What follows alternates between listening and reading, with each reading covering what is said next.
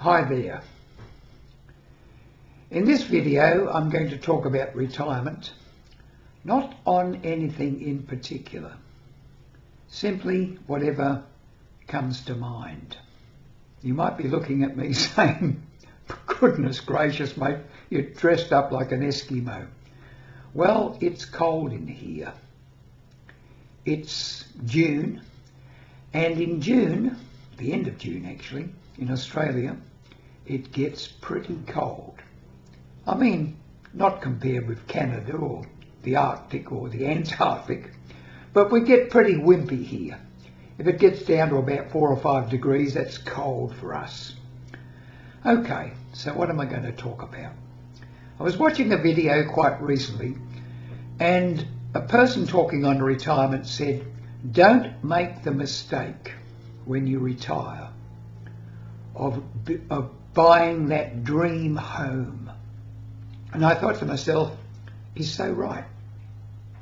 A lot of people, as they're coming up to retirement, have spent many years thinking to themselves where they would like to live, perhaps near a beach or in a mountain somewhere, and have a really nice home, comfortable, roomy, just right for them.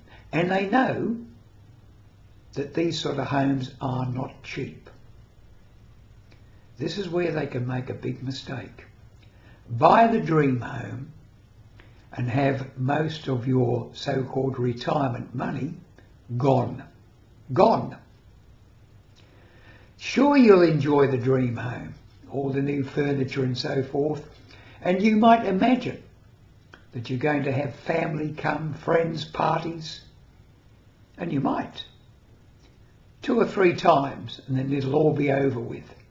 The novelty will have worn off, and you'll be left with this huge home to maintain, look after, worry about, and perhaps very little money to live on. So that's one aspect of retirement.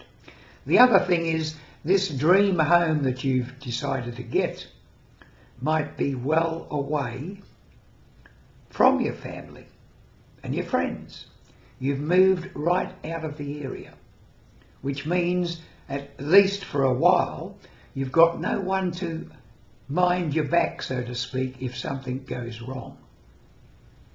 This came home to me many years ago when my wife Rita and I moved to New Zealand with our 3 kids.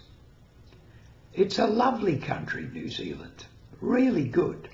Mind you, the job I had was awful. I spent an awful lot of time at it until I got a better job, and then it got easier. But the point was this: whilst we were over there, all of our relatives on both sides of the family lived in Australia. We missed them. And so we sent across, firstly for my mother to come over for a holiday, which she did, paid for by me, went back home again. And then Rita was missing her family, so her mum and dad came over. A brother-in-law paid for them. They came over. We were sad to see them go. And even when a couple of cruise ships came in, carrying other relatives that we knew, we flocked down to see them. Because when you're in a country or in an area far away from relatives and friends, even though you've made new friends, it's not the same as family. So don't make the mistake of thinking we're going to buy this big dream home away from where we are now, unless, of course, you've lived in that area where you're buying the dream home for a considerable time. You know people there. You know where the services are. You know where everything is that you might need. So that's one aspect. Watch out for the dream home. Another thing I've spoken about before is this. If you retire and suddenly you decide you're going to put all your money into this great big luxurious camper home, sell your own place and drive around the country, don't do it. The novelty will wear off. Even if you've done it for years, eventually you'll get to the stage where, oh, living in caravan parks was once very adventurous, not anymore. And you've sold your home. And in the meantime, what's happened? Inflation has put rebuying a home like that out of your reach. You won't get much change out of selling your second-hand luxurious caravan, even though it might have cost you a fortune. So that's money down the drain. If you want to go camping and caravanning around, be a grey nomad, fair enough. Rent your place. Have it somewhere to come back to. Even if they wreck it, because we rented our place 3 times over the years, my wife and I. Every time we came back, we virtually had to repaint the place. It was wrecked, because people who rent places tend to do that. But at least the place was there. It was ours. The family home remained. Don't sell the family home. If the kids leave home and you're by yourselves and it's too much, downsize. Not to a caravan, not to a luxurious little boat that you're going to sail around with the world in.